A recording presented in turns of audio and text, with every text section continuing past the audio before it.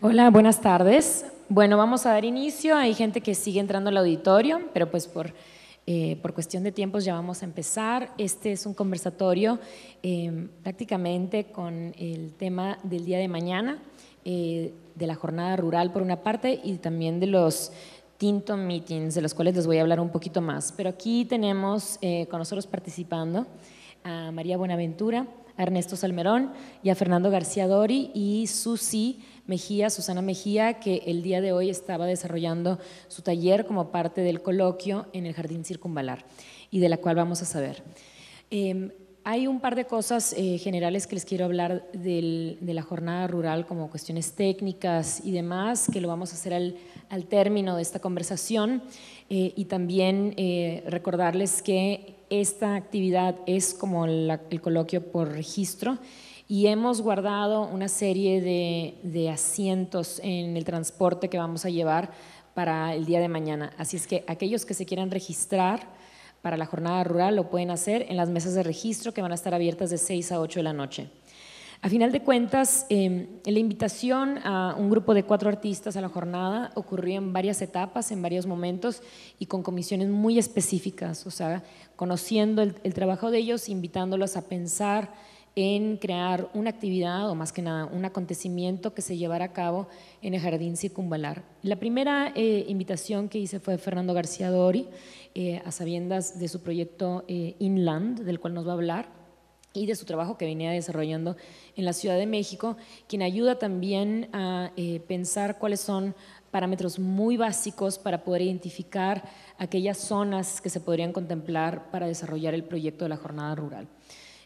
María Buenaventura fue una invitación que hice inmediatamente después, a sabiendas que me gustaría que uno de los acontecimientos tuviera que ver con, por una parte, la tierra, en un sentido muy literal, y con la siembra en este caso, y con los sabores y el placer, y con la convivencia que un almuerzo puede suscitar.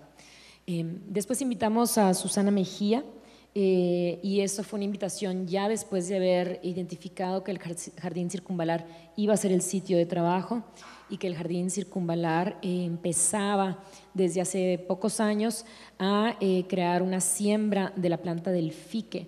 Y que no lo hacía necesariamente para motivos artesanales o industriales, sino que lo hacía por motivos ecológicos.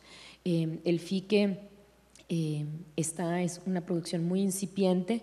Aquellos que van a estar en la jornada rural van a poder ver algunas plantas, casi yo diría como de manera decorativa, como parte del landscaping, pero también tiene una función muy práctica que tiene que ver con prevenir deslices, con prevenir la extensión de fuegos y demás. Pero hay una asociación de artesanos fiqueros que se ha formado también ahí mismo en la locación, que tiene la ilusión de poder crear del fique también un producto artesanal que se pueda comercializar localmente.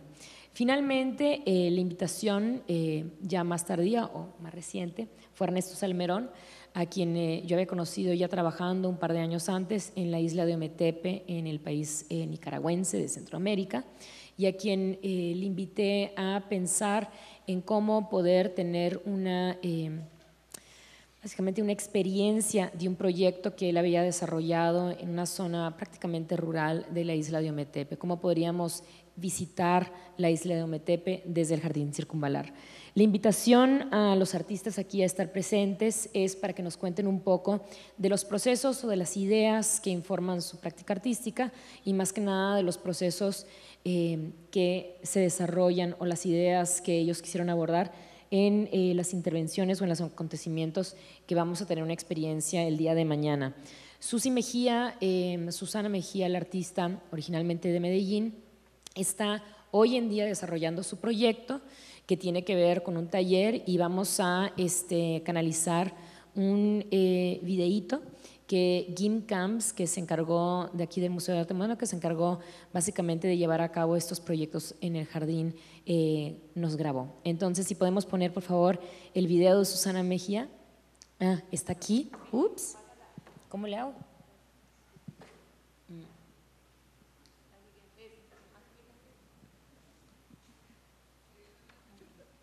Las tenés acá sembradas en el Pan de Azúcar. Bueno, acá en el Cerro Pan de Azúcar tenemos aproximadamente sembradas 56.000 plantas. De esas 56.000 plantas distribuidas en 20 hectáreas. Entonces tenemos diferentes lotes donde hay ese impacto de erosión para controlar la erosión y cómo y que también sirve como coberturas vegetales, como barrera rompefuegos. O sea, acá en el Cerro Pan de Azúcar han habido historiales de incendios muy frecuentes en épocas de verano. Y con esta siembra de este fique nosotros hemos reducido esos incendios casi que en un 90%. Entonces, la idea es motivar a la comunidad a que trabaje, digamos, acá en la parte del cultivo del fique, que se involucre y que se apropien de ese espacio, y así cuando haya, digamos, peligro de incendios, estas mismas comunidades acudan a mitigar eso. Hay que desbaratar después para usar el hilo, para tejer, lo desbarata. Digamos ahorita vamos a zafar la bola. Ah, esa zafala no es para también, el hilo es suyo, si usted quiere desbaratar la puntada, usar el hilo para montar, ¿entiende lo que le digo? Sí, pero mientras tanto necesitamos que la bola la toda para poder tener, ¿no? Toda completamente. Toda. Sí, una partecita. Yo lo pongo en el centro de Entonces, pues sí. Papito, vean. Absoluta oscuridad, ¿no? Ajá. Ay, sí, como viendo esto. Ajá. Pero vea, cuando hace frío es frío, cuando hace calor es calor.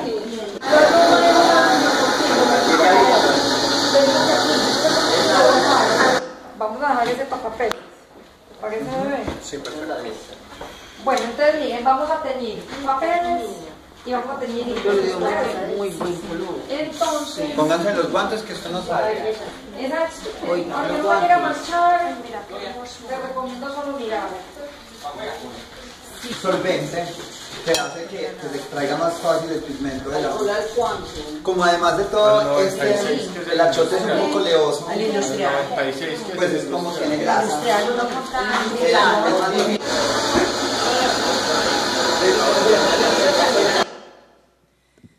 Bueno, hay mucho barullo en el sonido del video, pero porque se están divirtiendo. Básicamente la invitación entonces fue a Susana Mejía, que llevaba una investigación que quizá es conocida para ustedes, de muchos años de trabajo, de investigación de las plantas en la Amazonía colombiana y de poder crear pigmentos naturales a partir de plantas específicas que son nativas de la región.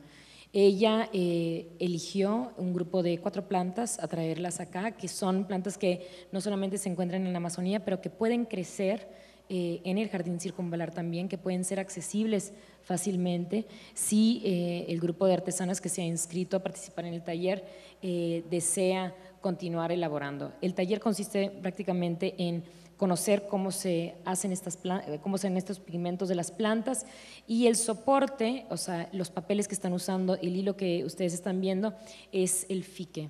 Entonces, la idea es traer el conocimiento que ellas están poco a poco adquiriendo del manejo del fique como un posible material para artesanía y traer el conocimiento de la creación de pigmentos naturales con plantas de la Amazonía que también pueden crecerse aquí y de las cuales se podría producir color con esos motivos.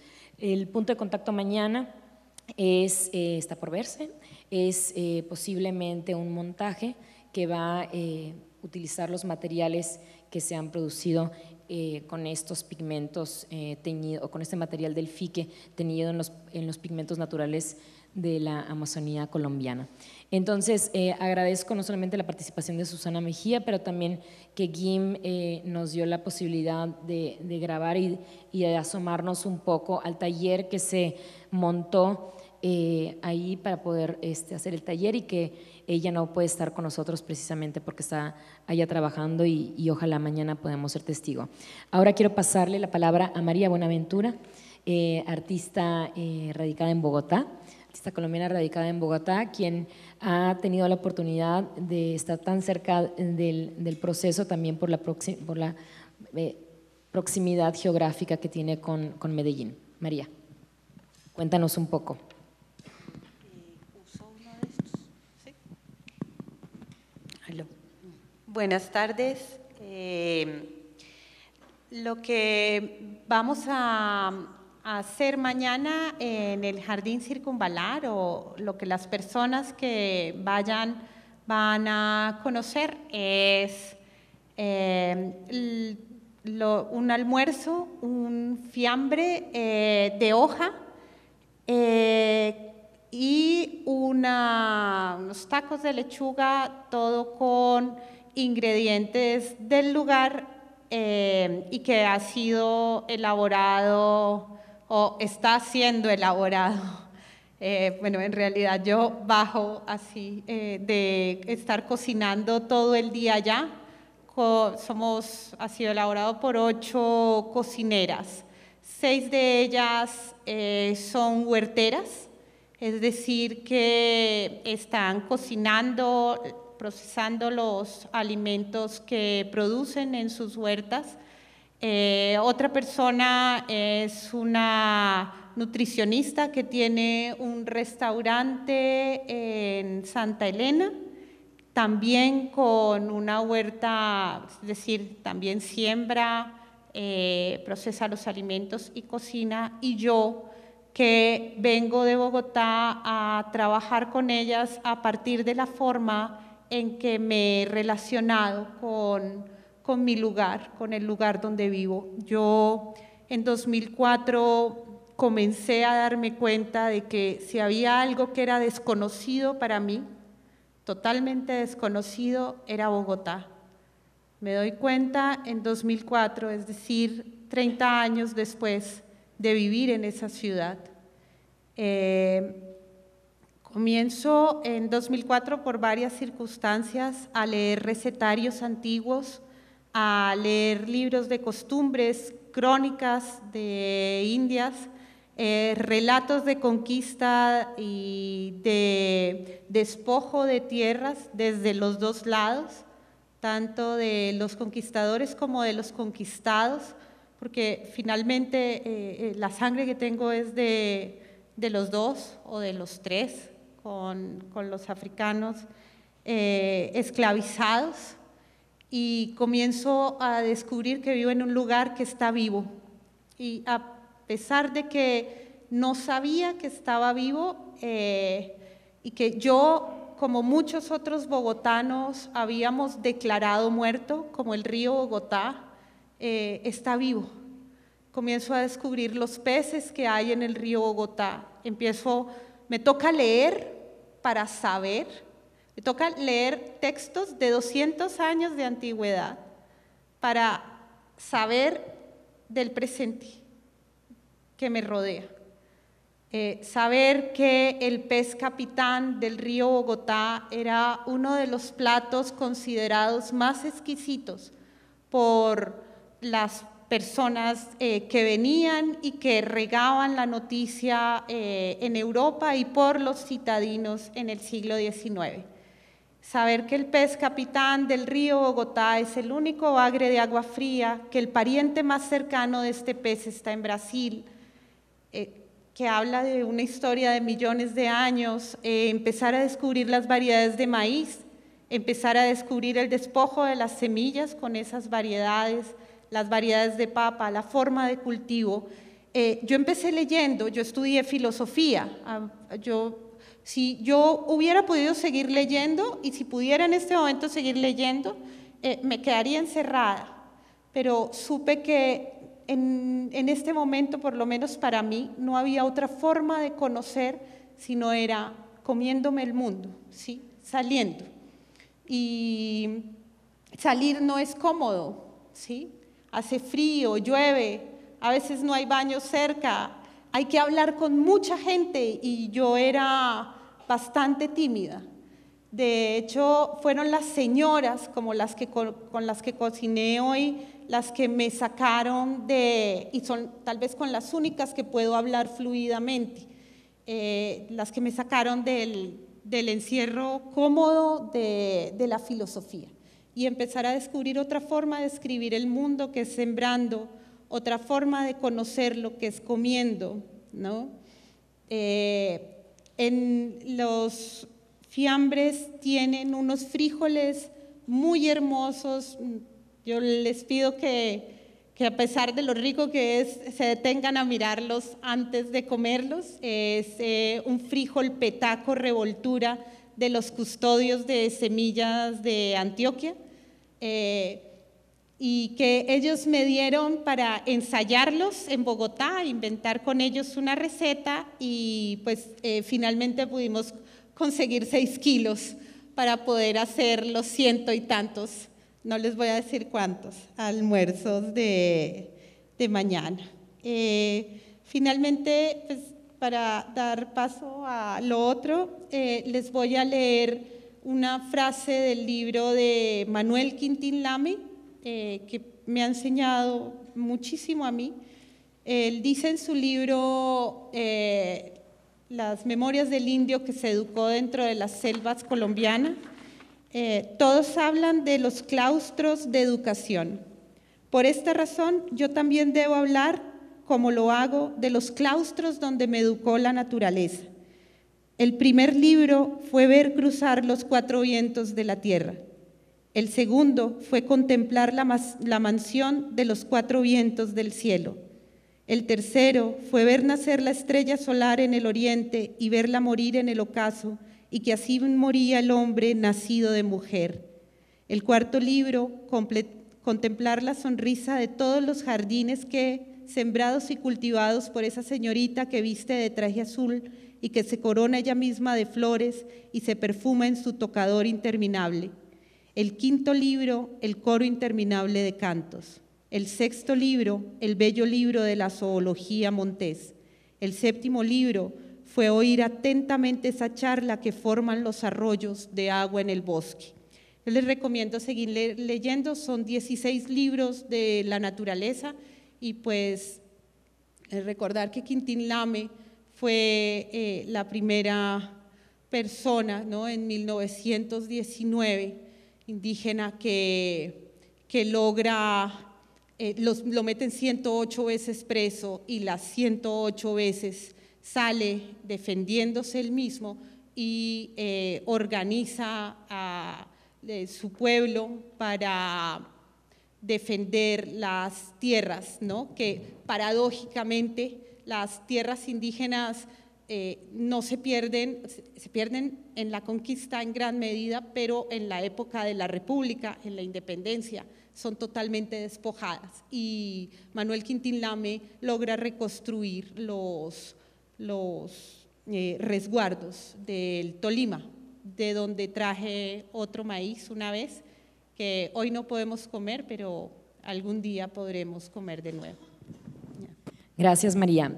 Como ha habido tantos colaboradores en tu presentación, me encantaría que pudieras mencionarlos, porque has trabajado no solamente con las cocineras que están hoy, pero también con un grupo de personas que han sido claves, y si quieres hablar de eso. Ay, bueno, sí.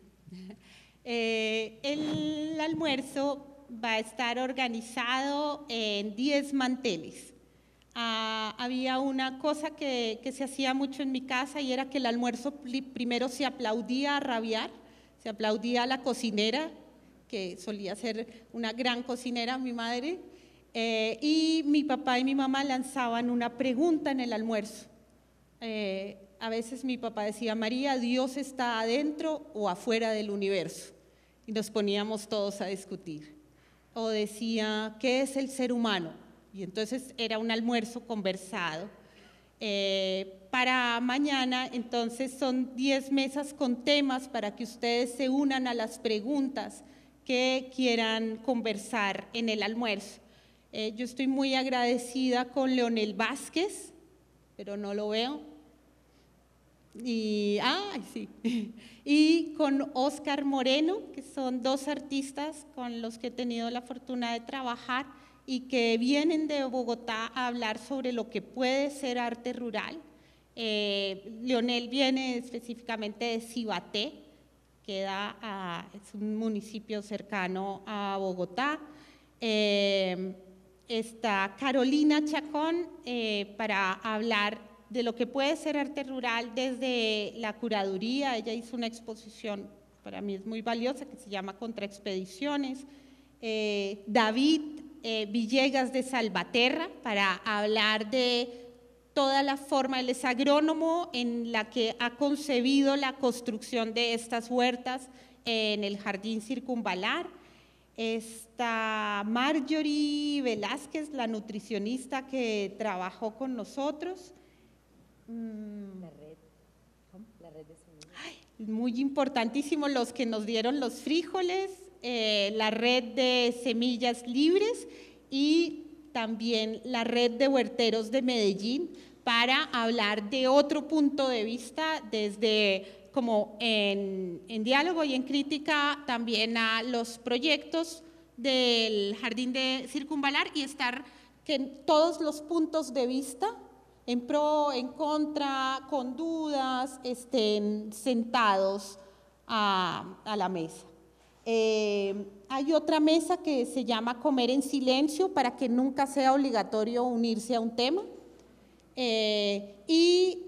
Otras dos mesas que van a tener afortunadamente radios, pero ya les contaremos por qué. Bueno, muchas gracias, María. Y nada más una mención breve, que va a haber una mesa de exposición, una mesa pequeña, que fue montada por la Red de Semillas Libres de Antioquia, que colaboró con María. Va a estar aquí en la plazoleta durante la noche, y ahí van a poder ver una exposición de los granos, de los frijoles, de los maíces en específico también, muchos maíces, una gran variedad que tiene Antioquia, que van a estar en exposición. Colombia tiene 500 variedades. 500 variedades, y estos son de verdad y preciosas, y bueno, ahí los van a ver con todas sus fichas. Ahora quiero invitar a Fernando García Dori, que viene de España, que es el único artista no latinoamericano participando. Ya me preguntaron, que sí, ¿por qué? La invitación fue por una parte por un proyecto que me causó mucha emoción, que acabo de ver el verano pasado, lo cual no tenemos que hablar aquí, pero también por su desarrollo de un proyecto de largo tiempo, de larga duración, que viene desarrollando en Casa Gallina, en la Ciudad de México, y su propio relacionamiento con la región. Entonces, Fernando, si nos puedes platicar un poco de tus ideas. Gracias, Sofía. Gracias también al equipo del MAM por todo el acompañamiento, y especialmente a dos personas que han sido fundamentales para el desarrollo del proyecto, o digamos del acontecimiento, como decías, ¿no?, que tiene lugar aquí durante el coloquio, que son Estefanía Piedrahita, de acá de Medellín, y Incamp, que también está en el MAM. Y bueno, yo creo que era una especie de manzana envenenada en parte, pero finalmente manzana deliciosa, cuando me dijiste vamos a trabajar el tema del arte rural con el segundo coloquio de arte no objetual, ¿no? Porque ha sido abrir en España se dice abrir un melón, ¿no?, lleno de posibilidades, de analizar dónde estamos ahora, dónde están las prácticas, de dónde vienen, ¿no? Mi primer acercamiento a Latinoamérica fue cuando con 23 años estuve un año viviendo en Ecuador, trabajando con el movimiento indígena, y ya pude conocer Cali y otras cosas, y ahí me di cuenta que yo fui en realidad invitado por Vía Campesina, un movimiento con el que empecé a militar con 18 años. Entonces, allí hablábamos de que no eran naciones, ¿no?, lo que nos dividían, sino más bien modelos de agricultura, modelos de desarrollo, ¿no? Vía Campesina es un referente mundial a nivel de definir otro paradigma, ¿no?, de desarrollo. Y sin embargo, me parece que cuando hablas cuando propones, ¿no?, vamos a tratar el tema de arte rural, yo creo que me gustaría lanzar algunas ideas, ¿no?, para ir alimentando el debate, en relación a lo que fue el primer coloquio, a lo que podría ser este o el momento que vivimos hoy, ¿no? Yo creo que cuando hablamos de lo rural tenemos que pensar en índices de ruralidad, es decir, diferentes nociones de indicadores demográficos, densidad de población, indicadores de estar más o menos remoto a servicios básicos. En ese sentido, los índices de ruralidad varían en cualquier región del globo, ¿no? Y luego todo lo que supone también la cosmovisión y la cultura indígena campesina. Y yo creo que sería muy interesante, después de, para mí, estas 2 décadas de trabajo en la relación entre arte contemporáneo y esa noción de lo rural, ¿no?, pensar también, como digo, pues lo que fue ese origen, ¿no?, del coloquio. Si podemos poner alguna imagen pero antes os quería enseñar esta imagen, sí, casi de esa época, ¿no? Es de finales de los 70, y en ella se mostraban las primeras computadoras, hacían una derivación cibernética, un escenario futuro, una especulación sobre las tendencias de desarrollo a nivel mundial, ¿no? Y lo que serían los límites del crecimiento. Fue el Massachusetts Institute of Technology, y en ese mismo momento pues, se determinó que más o menos entre 2020, 2050, 60, pues sería el momento en el que la disponibilidad de materias primas o de recursos cruza con la curva de producción, y todo lo que es la producción per cápita de alimento también decae y tal, ¿no? En ese momento pues, se desata el movimiento ecologista, y yo creo que nos toca vivir, ¿no? A nosotros pues, un poco el pensar exactamente cómo va a ser la transición de ese modelo, la transición de lo que ha sido pues, el capitalismo termoindustrial, ¿no? Y la disponibilidad de combustibles fósiles a otro, ¿no? Y pensar también el lugar del artista, pues entendiéndonos como parte de una especie, un animal que habita la Tierra y que con nuestra labor ejerce un impacto en el entorno, que a través de la experiencia es representado en formas de cultura. Es decir, la cultura, a trabajar desde el arte, nos permite reprogramar las formas en que nos relacionamos con el medio, ¿no? Como digo, yo vengo de una zona rural, remota, y también de la ciudad de Madrid. El haber vivido un poco a medias pues, me hizo pensar el por qué esa especie de gran brecha, ¿no? Entre lo contemporáneo y lo heredado por las formas de habitar el territorio. Allí, por ejemplo, pues, todas las zonas de montaña son zonas en las que están muy abandonadas, y ahí pude desarrollar una serie de esculturas pensando en lo del objeto, que eran esculturas hechas a golpe de hacha de unos pocos segundos, y que también tenían una función porque las noches de invierno se podían quemar, ¿no? Para calentarte. Igualmente pues, he estado limpiando, es una acción, una colmena en esta aldea abandonada durante los últimos pues 20 años.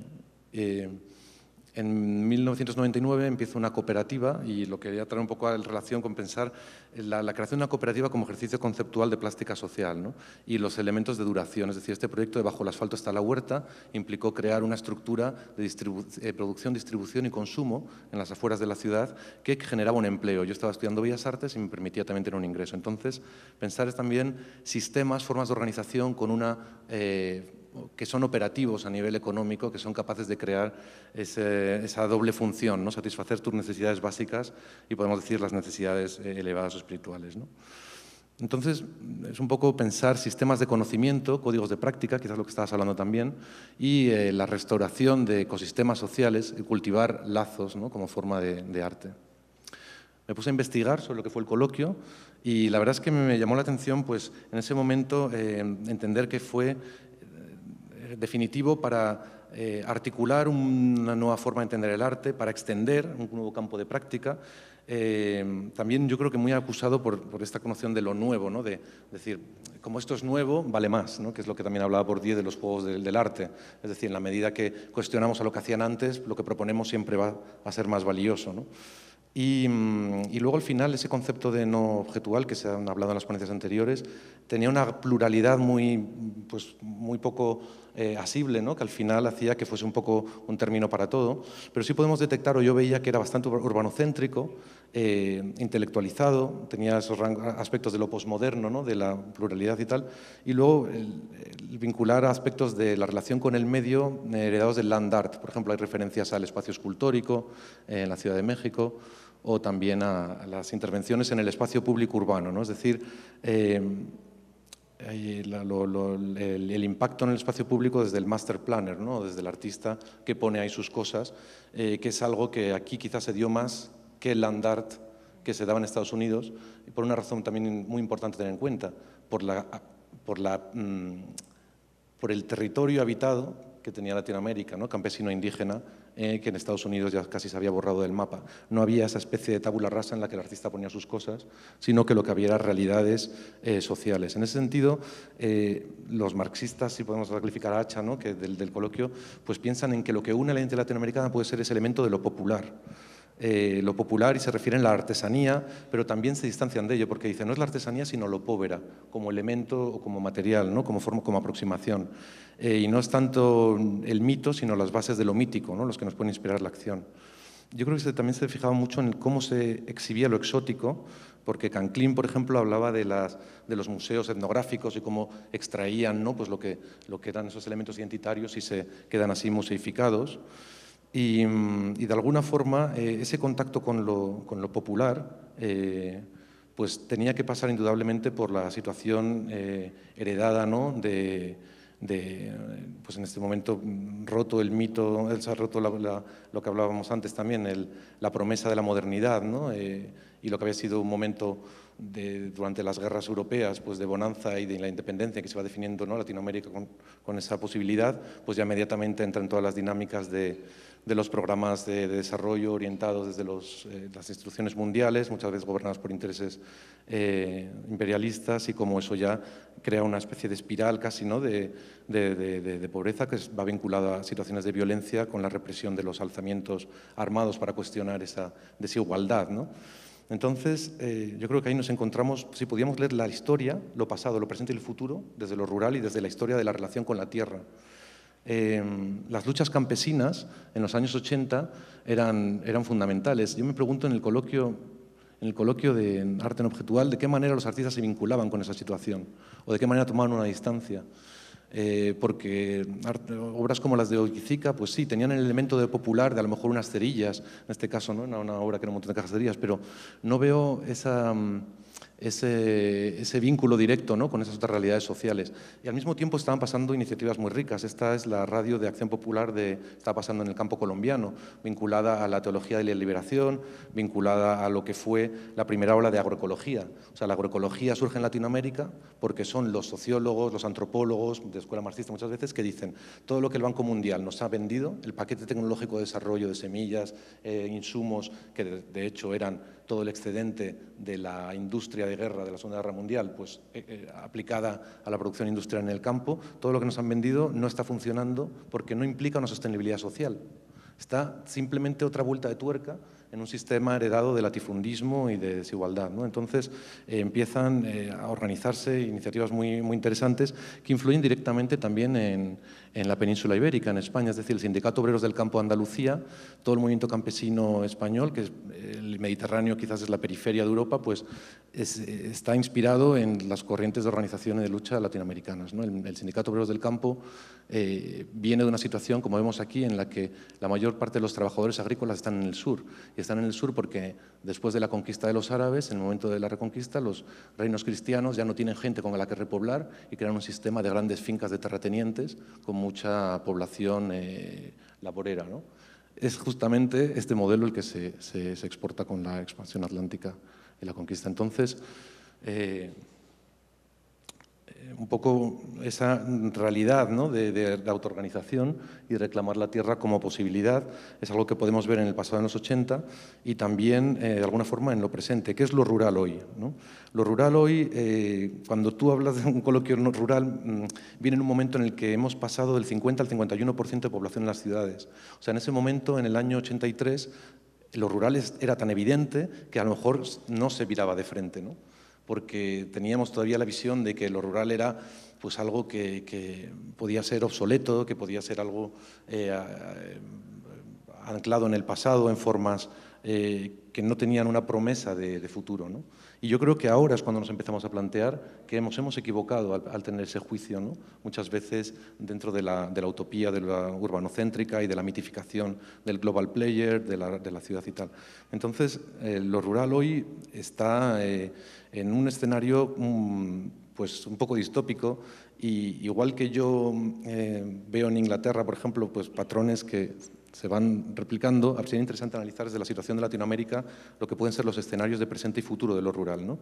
Pero en el caso que estamos viendo, por ejemplo, en Holanda, es la concentración de la producción en grandes granjas factoría, con la soja importada de Brasil o de Argentina, y por otro lado las zonas de montaña y las zonas que no son competitivas se abandonan, ¿no? En España hay 2.500 pueblos abandonados y la población se concentra más en la ciudad, ¿no? Entonces, estas zonas que no son competitivas dentro del juego global de producción, ¿no? Ya digo, están condenadas un poco al turismo o al esto. También hay otro efecto muy, muy perverso, que es el reasilvestramiento. Es decir, en grandes zonas de Escandinavia y Centro Europa, los movimientos ecologistas están apoyando que se compren grandes extensiones de tierra para la reintroducción de herbívoros que se están modificando genéticamente por híbridos para que se parezcan a los herbívoros primigenios. Entonces, este es el bisonte europeo, que está casi extinto. Es que era una especie de Serengeti, medio parque jurásico, en el que pues, se recrearán como una especie de naturaleza prístina, que es ficticia, porque lo que tenemos son territorios campesinos, no hay ya naturaleza salvaje, esa noción de salvaje, ¿no? Muchas veces quizás en Latinoamérica existe todavía, pero desde luego en Europa es complicado. Y en ese sentido yo creo que es el momento de pensar el futuro de lo rural como una nueva ruralidad, ¿no? Desde el poshumanismo también, en este momento en el que nos acercamos a superpoblación, crisis de un modelo, una nueva ola de conservadurismo. Yo creo que es importante pensar la ruralidad como un espacio de posibilidad. Entonces, para acercarnos a la intervención en comunidades rurales, pues en este caso fue la posibilidad de acercarse a la periferia de la ciudad de Medellín y en concreto al Faro, ¿no? Gracias a toda la labor de mediación y de acercamiento y de conocimiento de Estefanía, de Piedrahíta y de las comunidades que allí están, de la red de huerteros también que trabajan todo en Medellín y de las señoras que están trabajando en las huertas del Jardín Circunvalar, pues yo creo que el ejercicio que nos planteamos para este coloquio es un poco un bosquejo, un mapeo, un acercamiento y un acercamiento también a cuestiones complejas de las formas de arte que hemos visto, por ejemplo, en el caso de Ana Laura, ¿no? De intervención y de procesos sociales, que quizás estaban un poco ausentes en ese primer coloquio, porque yo no veía ahí tampoco ningún artista que estuviera a largo plazo con una implicación duracional en una comunidad, en un movimiento social. En ese sentido, estamos condicionados por un contexto que es, por un lado, la institución y los medios de comunicación y, por otro lado, el propio contexto sociológico, biológico, geotemporal, ¿no? Que es acercarse a conocer el cerro de la comuna 8, donde está el faro y tal. Pero es importante también el contexto donde esto sucede, que es dentro del coloquio que organiza el MAM, ¿no? Y eso también es percibido por los actores con los que trabajamos. Entonces, yo creo que la forma de hacer este mapeo ha sido pues, crear una especie de… O sea, ante esta tensión, ¿no? Entre lo que demanda el contexto, digamos, real y vital, como digo, desde un punto de vista agroecológico, pues lo que son los desafíos, las potencialidades de esa comunidad y de ese entorno, de ese territorio, y al mismo tiempo la necesidad, por ejemplo, de la institución de dar forma a una idea, pero con los imperativos de producción del sistema arte contemporáneo, que es muchas veces la inmediatez, procesos económicos y políticos que nos superan, ¿no? El artista se ve como una especie de, entre dos vagones, ¿no? Se ve sometido a una gran tensión y muchas veces la única forma es el escamotear, ¿no? el hecho, escamotear lo que estaría previsto, ¿no? Que uno proporcionaría. En este caso, como digo, es más un mapeo, una partitura, antes que una posible representación o sustituto de lo que sería un proceso real de implicación social del artista y de proceso agroecológico. Así que, sí, para evitar esa diferencia entre espectáculo y acontecimiento, pues un poco lo que estamos trabajando es una publicación ficticia, que mañana veréis, que hace un poco referencia pues a ver si sale. Bueno, pues nada, mañana la repartimos, pero hace un poco referencia a esa especie de juego de espejo deformante o de ejercicio de navegación y de imaginación entre el pasado, el presente y el futuro, y pensar cómo podría ser, por ejemplo, una Bienal de Arte Contemporáneo en Medellín que tuviera una implicación dentro de esta noción de arte rural o agroecológico, ¿no? Porque en este caso no es lo rural, es procesos de relación con el territorio de comunidades humanas, ¿no? Y a lo mejor cómo sería realmente pues, la apuesta por ese formato, por ese modelo y lo que implicaría de recursos, de tiempos y de muchas cosas. Y bueno, yo creo que lo dejaría aquí. Si acaso solamente os cuento el último proyecto el que llevo trabajando desde 2010, que se explica bien en un diagrama, que es como ejemplo quizás de práctica la posibilidad de crear para instituciones, ¿no? O contextos en los que ya no solamente sea posible una acción o una obra, sino una práctica.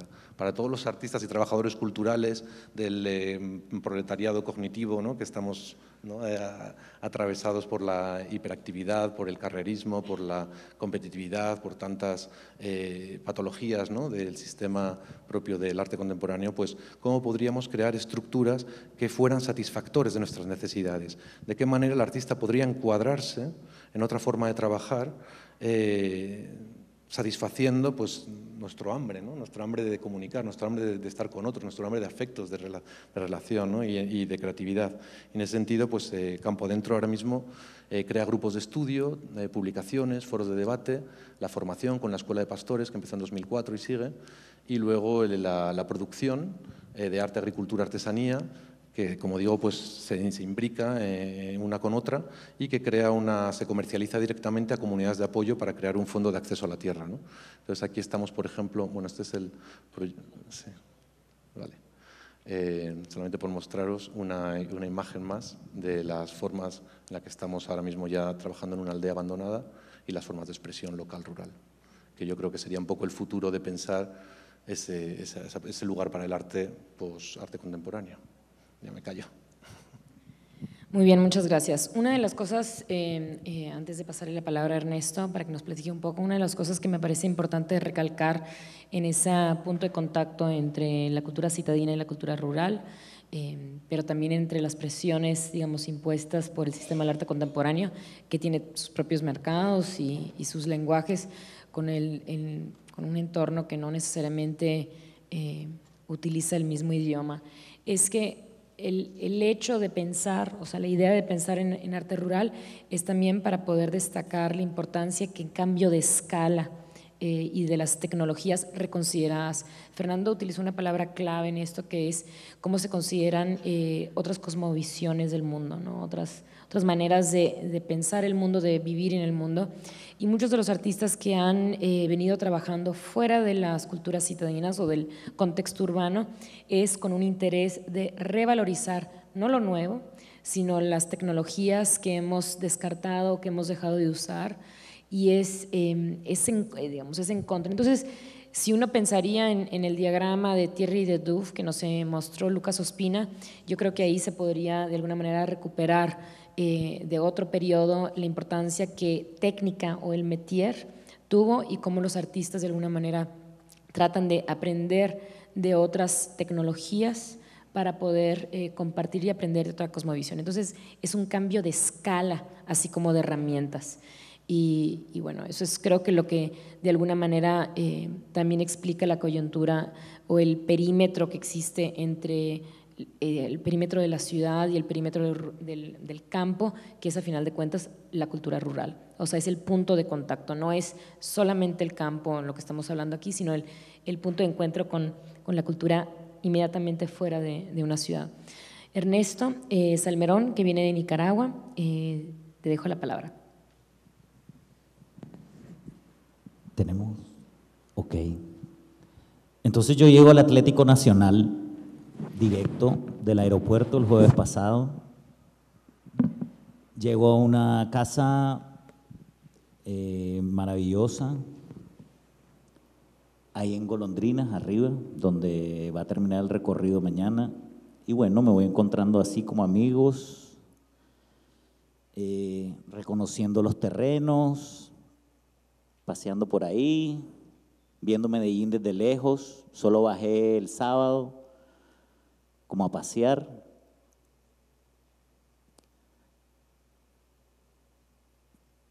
Y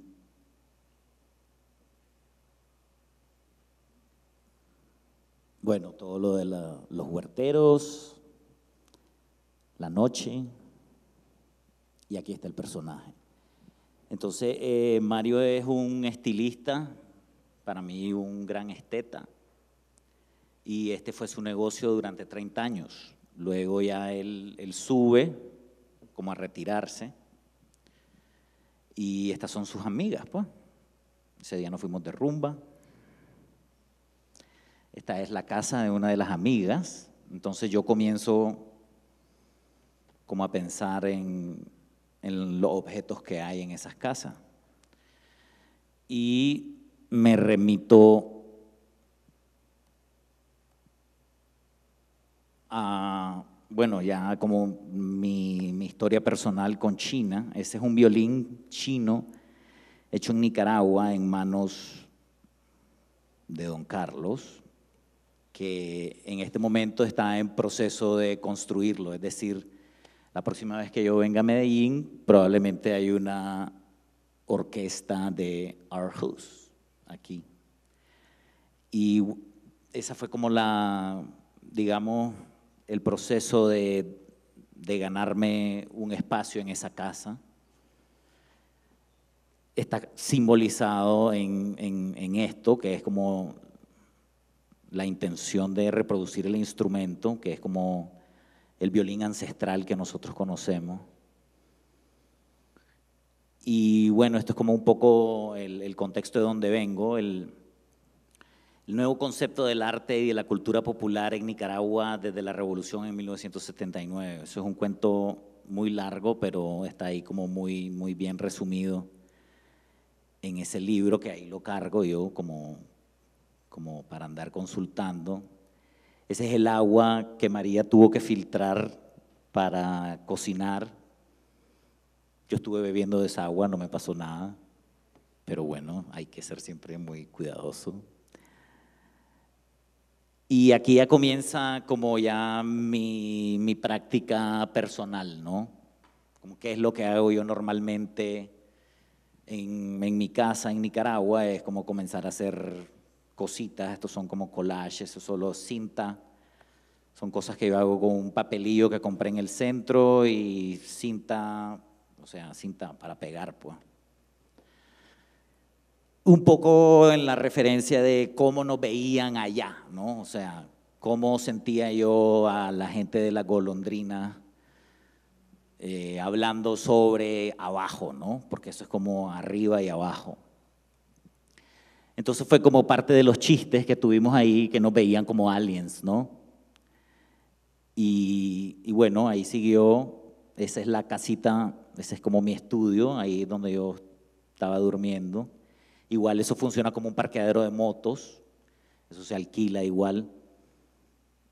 Y aquí comienza ya como la historia definitiva, ¿no? De mi relación con Mario. Este es uno de los cuadros que estaba en su casa. Así estaba originalmente, claro que no volteado, sino que yo lo tuve en el hotel volteado un rato como para ir pensando. Entonces, en medio ya de la confianza y todo, él me permite traerme este cuadro y hacer cualquier cosa con él. Y entonces yo comienzo a trabajar y se va transformando así.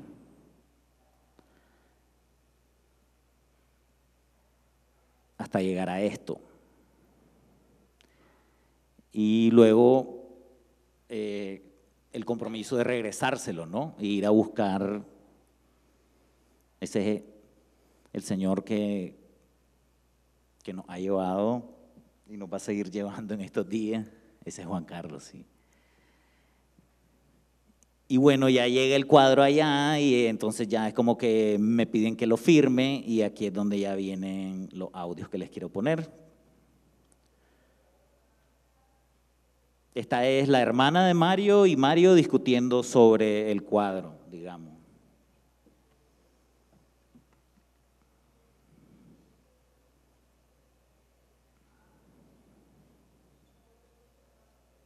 ¿Tenemos audio? ¿Le di play? Sí, está play, pero no suena. Ayuda, ayuda, ayuda. Pues si pueden conectar el audio para que suene el…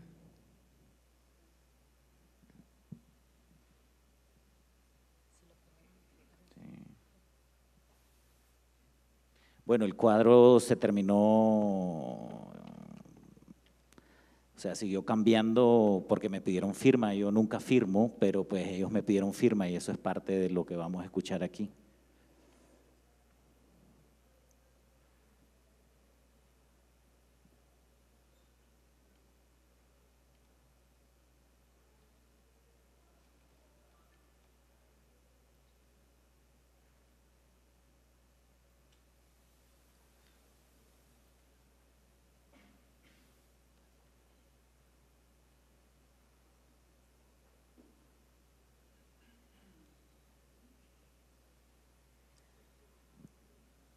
finalmente fue como una cátedra de historia del arte que recibí ahí arriba y el cuadro está en la casa. Y el plan es que podamos seguir interviniendo esos cuadros en el futuro. Y bueno, el cuadro también tiene su historia porque ese cuadro viene de un lugar en China donde yo estuve que se llama Da Fen, que significa Da Vinci en chino. Y es una ciudad que vive pues de la pintura al óleo, digamos. De ahí es donde se empacan contenedores y contenedores de pintura. Y esos son los cuadros que uno compra en la 14, en el Éxito o en cualquier lado. Entonces un poco fue como llegar a la casa de él, encontrarme ese cuadro y a partir de eso como hacer esa unión también, ¿no? De todo ese movimiento globalizado de este arte masivo, ¿no? Casi que se ponen a hacer 100 del mismo y van como brochazo por brochazo y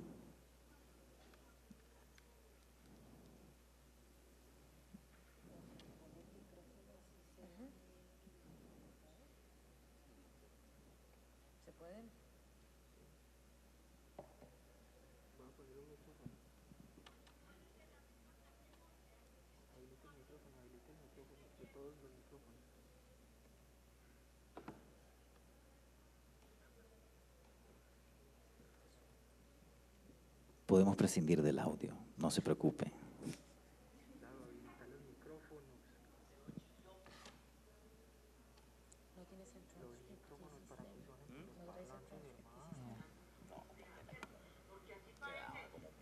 A la vista queda como un mantel, como una manga sentada. Entonces el cuadro para mí no.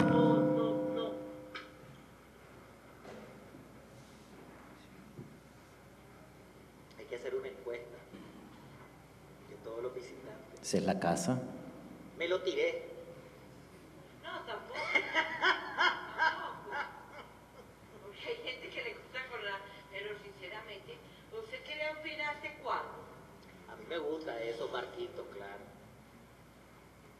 Entonces ella se pone a hablar como de este cuadro, ¿no? Que ese cuadro sí está como correcto y que el otro simplemente me lo tiré.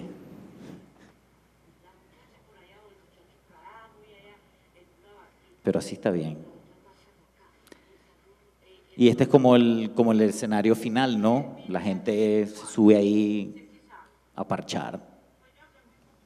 Y es un lugar como muy bueno porque el clima es diferente, el sonido. Y sobre todo, pues hay una cosa que le voy a ir leyendo así como las impresiones que son como entre chistes que me hacían y cosas que yo iba anotando. No traiga machete que aquí le dan. Se me salió el estrato. 13 de noviembre, 3 esquinas, el plan, el morro, las golondrinas. Los locos son ellos que están allá.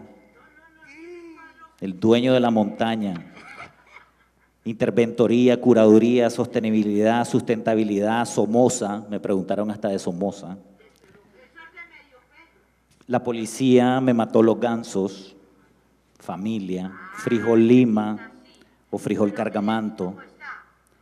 Al marrano con que lo levantan, comer lo que tu interlocutor.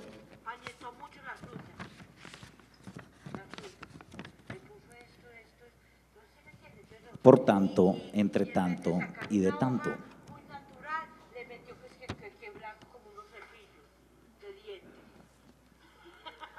Sí, ella estaba diciendo que el cuadro quedó pues como que en lugar de una mata eran unos cepillos de dientes. Entonces, esa fue como la relación. Igual mañana ahí los van a conocer, es una familia. Gracias, Ernesto. Gracias. No sé si pueden poner el mapa, por favor, del día de mañana.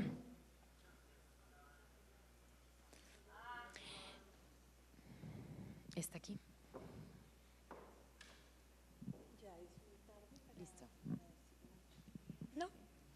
que me importó mucho lo que dijo Fernando de la naturaleza pristina, como esa visión que se quiere defender y virgen, ¿no? Que es muy peligrosa precisamente, pues ha sido la visión que ha servido para despojar aquí muchísimo las tierras, ¿no? Considerar la selva virgen, ¿no? Es una selva hecha por los seres humanos también, y ha sido también para desconocernos como parte del paisaje, ¿no? Eso me importa mucho a mí, ¿no? Porque la protección de la naturaleza se separa de la protección cultural y de la defensa de derechos culturales. No hay cultura sin materia, no hay una cultura que no sea material. Gracias, María, por esa intervención y me parece que digamos, podríamos continuar hablando de muchas de las cosas de aquí, de qué se aprende de lo rural, de hecho, que está ya impactando la ciudad y particularmente del informalismo y de la cultura de lo informal y cómo ha sido no solamente lo que ha criticado un modernismo fallido, pero también lo que ha construido mejores presentes y posibles futuros. Entonces, yo les quiero comentar un poco de que la jornada rural del día de mañana inicia a las 11 de la mañana. El punto de encuentro es en la Alianza Francesa.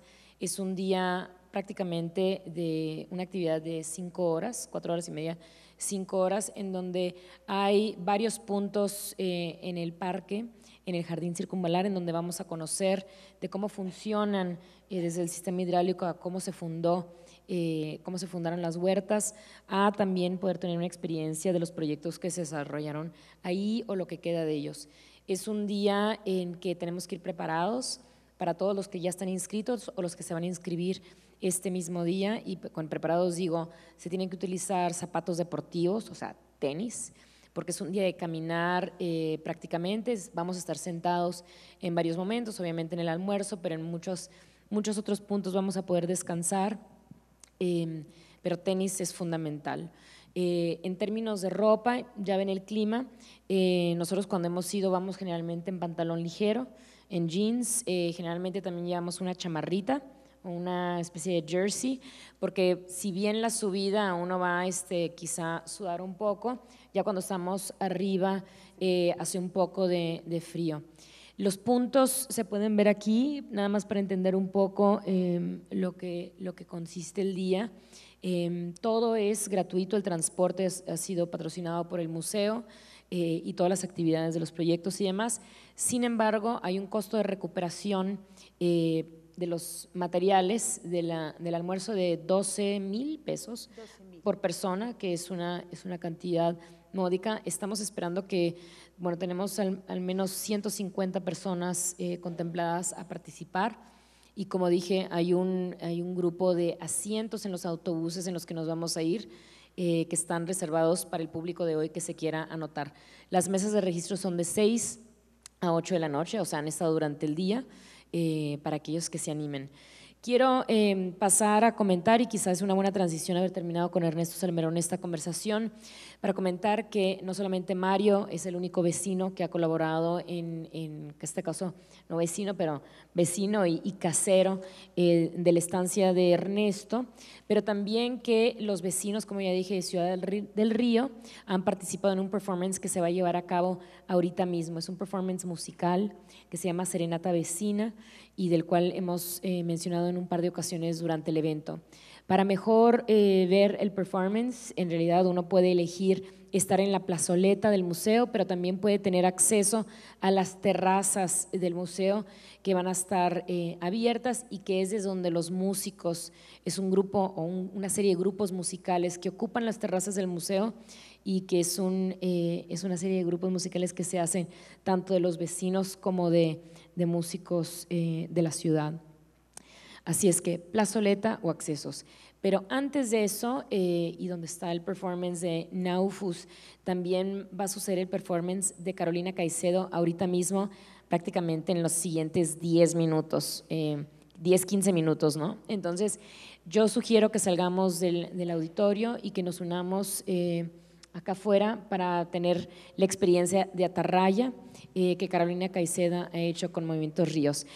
Y ojalá, nada más para decirles que se inscriban en los Tinto Meetings, como les dije es un café, son varios grupos que se van a encontrar, todos en duplas, las inscripciones van a estar abiertas también hasta las 8 e incluye un desayuno, obviamente patrocinado por el museo y también gracias a los anfitriones de los cafés que nos reciben. Así es que cafecito, desayuno y más charla y conversación mañana. Gracias.